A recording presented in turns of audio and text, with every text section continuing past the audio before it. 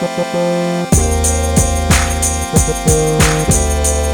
I'm Dustin Abbott, and I'm here on a typical Canadian day at this time of year. Next week is Christmas, and so I thought I'd shoot a little bit different kind of video review here today for you. I'm here and I'll be doing a couple of lens reviews at this time. They'll be published at different points, but the first I want to do today is the Makro-Planar 50mm f2 from Carl Zeiss. This is an interesting lens in a variety of ways. It is somewhat of a jack of all trades of lenses because it combines a very, very popular focal length, 50mm, with the macro capabilities, along with, of course, all of the typical goodness of a Zeiss lens, including build quality, color rendition, bokeh. How does this particular lens kind of stack up against all of these newer options? First of all, this lens was released in 2010, about the same time as the 1.4 Planar T that I reviewed a month or so ago, as a 67mm front filter thread. And while it's slightly larger, it's still a very compact lens, as you can see, mounted on a Canon 6D body here. But it provides a lot of unique things. First of all, as a macro lens, there are a number of other macro lenses at a 50mm focal length, including one from Canon, an f2.5. It's an older lens, but it's one that a lot of photographers still enjoy using because of the uniqueness of that, having a kind of a normal lens, 50mm, along with macro capability. This Zeiss lens, however, offers a wider aperture, f2 rather than f2.5, and I am happy to say that it is a usable f2. This is a sharp lens from wide open, and if you have been doing a review before the release of either the Otis 55 or the new Sigma Art 50mm lens, you would say that this is the sharpest 50mm option available for SLR cameras. Of course, now there are some newer options that optics have surpassed this, but the optics from the Makro-Planar 50mm f2 is still very, very sharp, and it is definitely usable wide open and will produce very good results. At wide open apertures, there is some chromatic aberrations that are visible. However, they are easily correctable in post and haven't provided a real issue for me in shooting. And as the lens is stopped down, it becomes very, very sharp.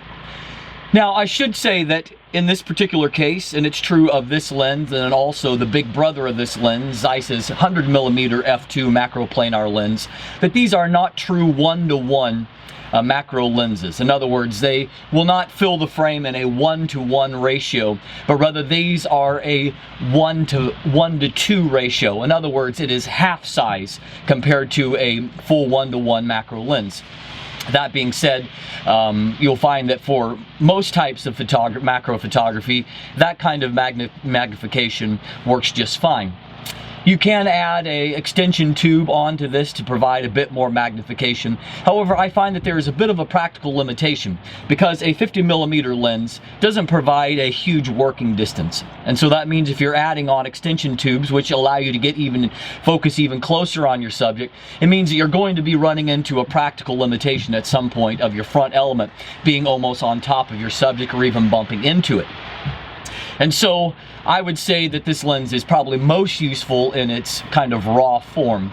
That being said, if you are in a situation where you want to add on a little bit more magnification, it is a possibility using extension tubes. I should also note that when it comes to focusing, that this is not an internally focusing lens.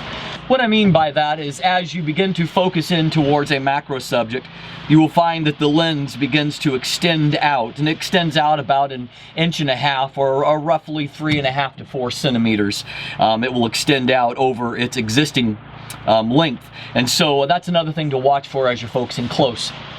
One other thing on focusing, of course, like all Zeiss lenses, the Zeiss lenses are a joy to manually focus, and they really put to shame just about every other manually focusing option because of how smooth and nicely damp they are.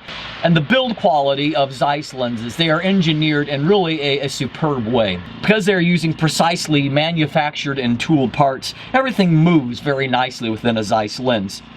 This lens has a bit more damping than what some of the other Zeiss options. At first I was a little concerned because the action felt quite stiff, and That may have had something to do with being shipped to me during very cold conditions here at this time of the year.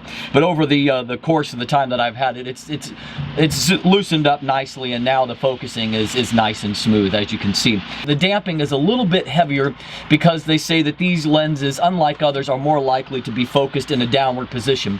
The actual front element on this lens is very deeply recessed. And like the other planar T 50mm lens that I reviewed not long ago, this has a small lens hood that reverses and fits so tightly that, and that's not in a negative way, that's a very positive thing, because the way that it reverses, it means that when you're storing the lens, having the lens hood along takes up literally no extra room because of the way it packs so nicely. And there are some lens hoods that flare out so much that they require a lot of extra width in your storage space. This lens has the typical beautiful Zeiss build, metal everything, very beautifully designed. It has a very effective distance scale on it, and hard stops at infinity, and then at the end of the macro range. Nikon mounts often come with an actual manual aperture ring, but with Canon mounts, this is a ZE, or that's Zeiss speak for a Canon mount, that ZE versions have electronically controlled aperture iris, and so it's controlled from your camera body just like any other lens, as is most other functionality, with the exception, of course, of autofocus. And like other Zeiss lenses, this is not an autofocus, this is a manual focus only lens. And so I have found that it meters properly, it records back properly, and it also has a focus confirm chip built in, and so that it will give you a beep and light up the appropriate focal point when focus is locked and achieved, and I found that to be quite accurate in using it thus far. And so in the field, this is a great lens to use. It focuses nicely. The one downside to focus, if I could say, is that I've noted in the past that Zeiss's have a very, very long focal throw, and that is to allow for optimum accuracy at all focus lengths. It allows for extreme accuracy in focus, and that's one of the reasons why Zeiss lenses are so valued, particularly by videographers, because of that great accuracy of focus and a focus ring that allows for pinpoint focus.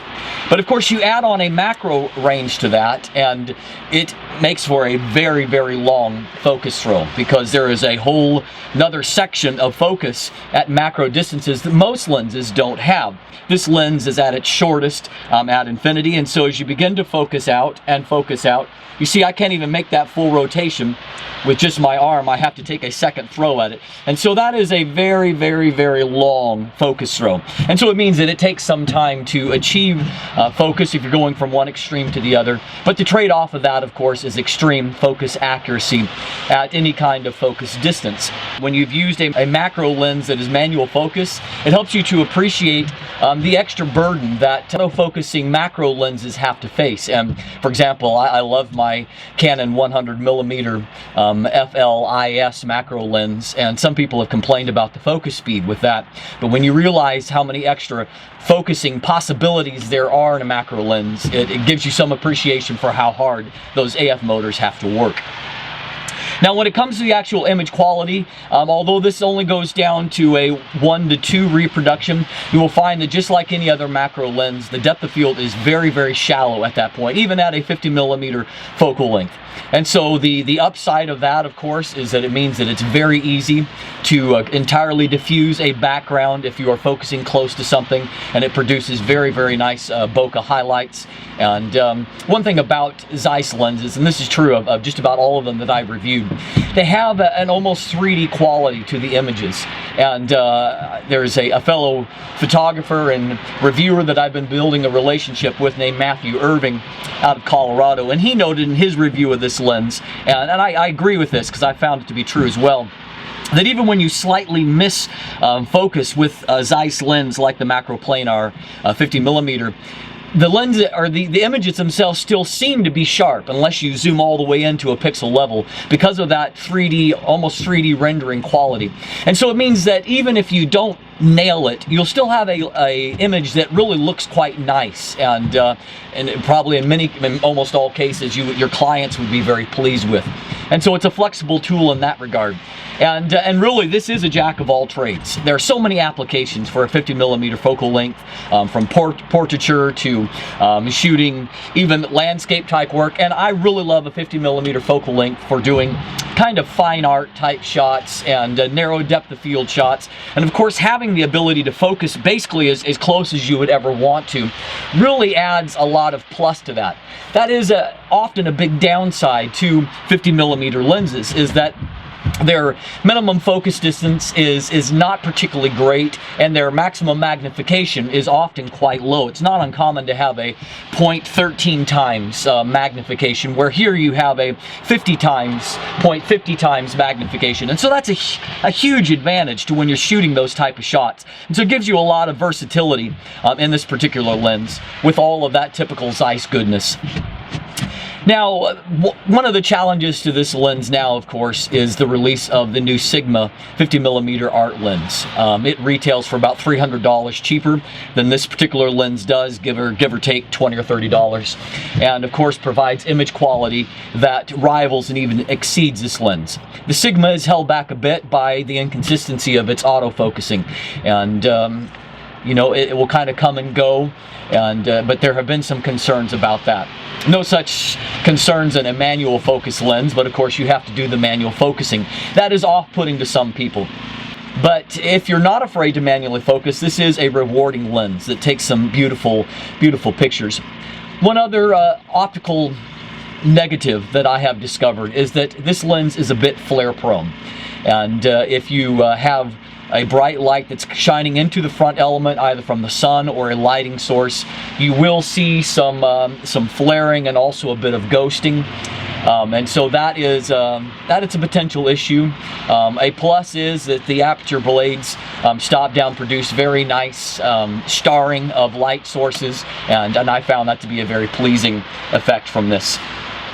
The color rendition is beautiful from this lens, and obviously I'm not shooting at the most colorful time of year, but I found a variety of subjects to shoot that have a color to them, and I've been very, very pleased with the color reproduction.